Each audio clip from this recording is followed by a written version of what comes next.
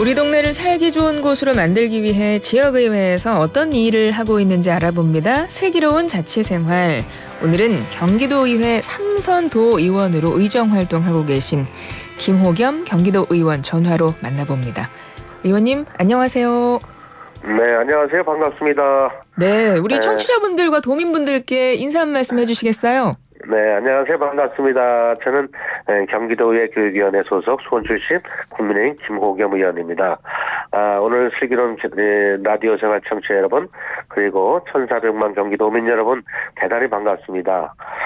지난해와 아울러서 올해까지 여러 가지 경제적 어려움을 겪고 있는데 우리 경기도의회에서는 민생 안정과 삶의 질 향상 목표로 해서 경기도청과 경기도교육청 함께 머리를 맞대고 책임자 역할에 최선을 다하고 있고요.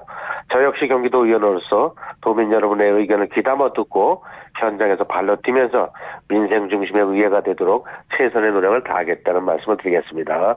예, 의원님 반갑습니다. 8대, 9대 그리고 11대 이렇게 삼선 의원으로 활동하고 계신데요. 네. 이번에 11대는 이전에 활동하셨던 것과는 느낌이 많이 다르실 것 같습니다. 벌써 11대 의정 활동도 2년이 다 되어가잖아요. 네네. 지난 8대, 9대 그 당시에 활동했던 때랑 지금 좀 비교하시면 어떠세요? 네네. 저희가 이제 8, 9대, 11대 하고 있는데 8대 의회가 이제 2010년도에 아마 개원 시작이 된 것 같은데요. 네. 벌써 이제 10년이 넘었죠. 그러네요. 10년이 넘다 보니까 의정활동 이제 환경도 많이 변했습니다. 특히 이제 의원 수가 아마 그 당시에 110여 명이었었는데 지금 이제 158명이라는 큰 숫자가 돼서 약 한 40여 명이 이제 늘었고요. 예. 그다음에 이제 청사도 우리 매산도 구청사에서 광교청사로 옮겨서 광교 시대가 열려서 체감할 수 있는 큰 변화가 있었습니다. 특히 이제 이번 11대 의회는 78대 78이라는 여야 동수로 출마를 해서 그 어느 때보다도 대화와 타협의 정치가 중요한 때가 아니냐 이런 생각을 좀 하고 있습니다. 네. 저희 슬기로운 라디오 생활과는 첫 인터뷰이신데 그래서 제가 이제 의원님에 대해서 쭉 찾다 보니까 아니 별칭이 있으시더라고요. 마당발, 수원 김반장 이런 별명이 있으시던데 이런 별명 있으신 거 아세요? 네네네. 참 과분한 말씀인데요. 네. 아마 이제 마당발은 아마 제가 이제 여야를 넘나드는 그런 그 정치적 행보에서 그리고 또 많은 분들과 격이 없이 소통하는 과정에서 좀 나온 것 같고요. 네. 김 반장은 이제 어떠한 이제 민원이 있어도 거의 막힘없이 잘 처리가 되고 또 개인적인 여러 어려움이 있어도 김 의원만 만나서 이제 상담이 되면은 잘 해결이 된다. 아마 그런 가운데서 얻은 별명이 아닌가 생각을 하고 늘 그렇게 감사하게 생각을 하고 있습니다. 네.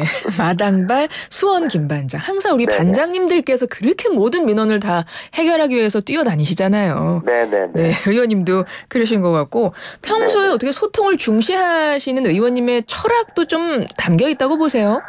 네, 그렇습니다. 그래서 소통과 화합, 이 타협의 의정 활동이 제 지방에서 가장 중요하지 않느냐 이런 생각을 늘 하고 있고요. 네. 그래서 제가 평소에 이제 건배사도 이렇게 많이 하고 있지 않습니까? 네네. 이 건배사도 제가 좀 여러 가지 좀 있는데 네. 그 중에서 주로 많이 사용하는 건배사가 소화제입니다. 우리 앵커님 들어보셨나요? 다시 한번 말씀해 주세요. 뭐라고요? 소화제. 소화제. 소통과 화합이 제일이다. 그런 의미에서 소화제라는 건배 구호를 좀 많이 활용하고 있다는 말씀을 좀 드리겠습니다. 소화제 너무 좋은데요. 소통과 화합이 제일이다. 저도 네네. 이거 기억하고 있다가 나중에 한번 기회 되면 쓰고 뭐 하나 더 알려주시면 안 될까요? 소통, 그다음에 소화제가 있고요. 저는 미사일을 좀 많이 씁니다. 미사일이요? 미사일은 김정일이가 쏘아드는 미사일이 아니고요. 예. 모든 단체의 아름다운 미래, 우리 소속 모든 의원님들의 아름다운 사랑, 또 열정적인 일, 미사일에 먼저 발사 이런 식으로 좀 그런 주제로 제가 건배하고 또 사용하고 있다는 말씀을 좀 소개해드리겠습니다. 이건 굉장히 아름다운 미사일입니다. 뭐 여러 번, 몇 번을 발사해도 좋을 그런 미사일이네요. 그죠? 네네. 평소에 이 건배사만 보더라도 의원님이 어떤 생각으로 사람들을 만나고 의정활동을 하시는지 충분히 알 수 있을 것 같고요. 네. 그래서 소통의 달인이시고 그리고 네네. 보니까 성실함의 아이콘으로도 꼽히시더라고요. 의회에서 네네. 최고 출석률 자랑하신다고요? 네네네. 제가 아마 8, 90일 때까지 아마 거의 빠진 기억은 나지 않고 있습니다. 여러 가지 당 활동도 그렇고 의정 활동에 각종 회의에 빠진 기억은 별로 없는 것 같아요. 와, 진짜 이렇게 100% 거의 100% 출석률을 기록하는 것이 이게 쉬운 일은 아닐 것 같은데 어떠세요? 지역 활동하시다 보면? 우선 주민들이 뽑아줬기 때문에 우선 의정한테 충실하는 것이 주민에 대한 도리라고 저는 생각을 하고 있습니다. 이 꾸준함, 성실함은 어디에서 나오시는 거예요? 제가 원래 이제 화성에서 제가 이제 태어나서 일찍이 이제 4.27이라는 농촌운동을 시작을 했습니다. 그리고 이제 청소년 시절에 참 어려운 농촌 현실을 제가 보고 자랐고요. 그래서 평소에 농촌이 살아야 나라가 산다. 이런 일념을 가지고 농촌 발전을 위해서 많은 노력을 하고 있다는 말씀을 좀 드리고요. 그리고 이제 시골에 있으면서 많은 시골분들이 그런 말씀하지 않습니까? 이런 도시제도 다른 바가 없겠습니다만은 게으르면 아무것도 얻어먹지 못한다 이런 어르신들의 말씀이 좀 계셨는데 저는 아무래도 부모님의 이제 부지런함을 좀 많이 배우지 않았느냐 이런 좀 생각을 하고요. 지금도 5시만 되면 집을 나가서 주민들 만나고 공원에서 소통하면서 의정 활동을 시작을 하고요. 일단 앞으로도 부지런히 더 움직이고 성실한 모습으로 의정 활동에 최선의 노력을 다하겠다 이런 말씀을 이런 약속의 말씀 좀 드리겠습니다. 네, 소통과 성실함의 아이콘 김호겸 경기도 의원님과 이야기 나누고 있습니다. 의정 활동 이야기 해보겠습니다. 네. 교육기획위원회에서 활동을 하고 계신데요. 요즘에 가장 관심 갖고 보시는 현안 어떤 게 있을까요? 저희 경기도의회가 12개 상임위가 있습니다. 제가 처음 이제 교육위원회에 있으면서 약 2년 가까이 좀 있는데요. 학교에서는 우리 아이들이 면하게 정진할 수 있는 교육 환경이 좀 이루어져야 되고요. 그 다음에 이제 우리 선생님들, 아이들 가르치는 우리 선생님들이 교권이 좀 회복돼야 되지 않느냐, 이런 좀 생각을 좀 강하게 가지고 있고요. 그래서 8월에 언론기고를 통해서 또는 행정사무감사를 통해서 지속적으로 거기에 대한 말씀을 좀 드린 바가 있고요. 어쨌든 우리 교사는 학생들을 가르치는 사람으로서 앞으로 대한민국의 인재를 양성하는데 불편함이 없어야 하고, 그러기 위해서 교사들 인권이 보장돼야 되고 교권이 회복이 될 때 그래서 우리 아이들과 학교가 같이 성장하는 아름다운 동행을 하는 교학상장이 되지 않겠느냐, 이런 점 말씀을 좀 드리고요. 특히 우리 옛날에 우리 선조들은 군사부일체라는 말도 있지 않았습니까? 그런데 안타깝게도 그런 순간 의미가 좀 퇴색된 것 같아서 많은 좀 아쉬움을 좀 가지고 있고요. 우리 지역에는 현안이 좀 있습니다. 지금 중학교의 신설 신설 그리고 학군 조정이 좀 가장 필요한 사업으로 필요한 일이 좀 있는데요. 네. 우리 지역에 초등학교는 5개 학교가 있습니다. 5개 학교 있는데 학군 내에 이제 중학교는 축지중학교 하나밖에 없어요.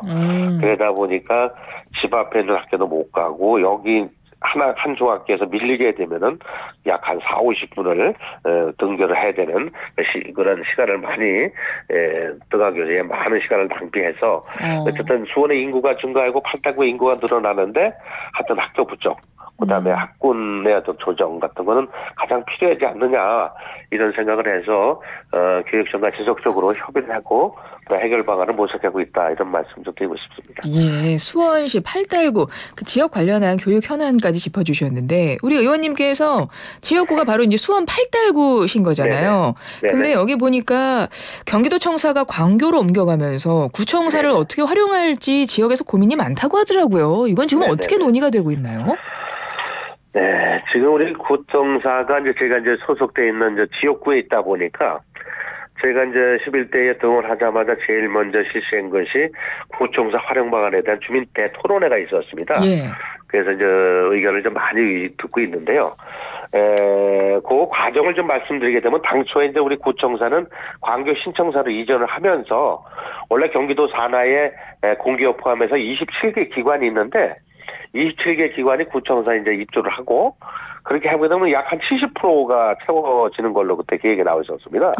그래서 30%가 남는 것은 지역 주민을 위한 여러 가지 편의시설로 채워야 되겠다. 이것이 기본 계획이었었는데 이재명 지사가 경기도지사로 취임을 하면서 다시 27개 기관을 경기도로 분산해서 또 나갔죠. 그러는 바람에 우리가 다시 제로 베이스에서 시작이 된 거죠. 그래서 지금 이제 의회동이라든가 이별관, 삼별관 이쪽은 아마 그 여러 가지 이제 뭐 초반 재난본부라든가 또 사회혁신관이라든가 통합데이터 뭐 이런 거로다가는 뭐 좀 확정이 된 것 같은데 아직까지도 남아 있는 그 신관 구간이라든가 뭐 인재 등용동이라든가 민원동 같은 거는 지금까지 많이 검토가 많이 되고 있습니다. 네.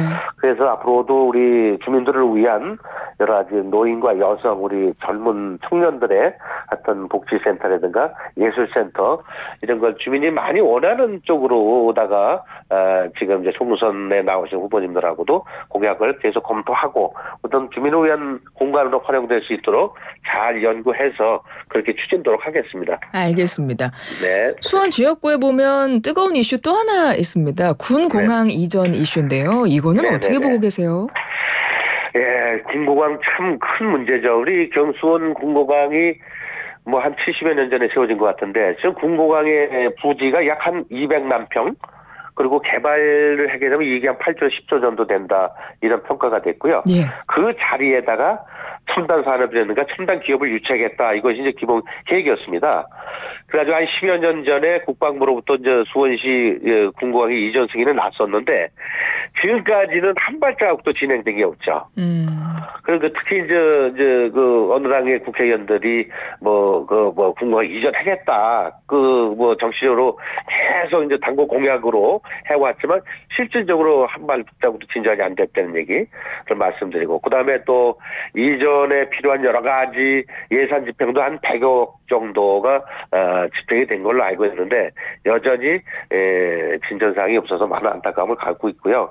최근에 그 이제 남부 민간공항까지 끼워서 지금 저 용역을 진행되고 있다는 말씀을 드리고요. 네. 하여튼 수원의 이제 군공항 이전 문제는 어쨌든 우리 시민들의 삶의 질과 세상과 보호 그리고 수원 발전에는 큰 정말로 어떤 것보다도 가장 풀어야 될 우리의 숙제다 이런 생각을 합니다. 예. 앞으로 이제 군공항 때문에 이루어지고 있는 고도 제한 문제 또 이런 문제 어떤 주민들의 최대의 수원 사업인 군공항에 이전될 수 있기를 저도 의회 차원에서 적극적으로 활동해야겠다는 말씀을 좀 올리겠습니다.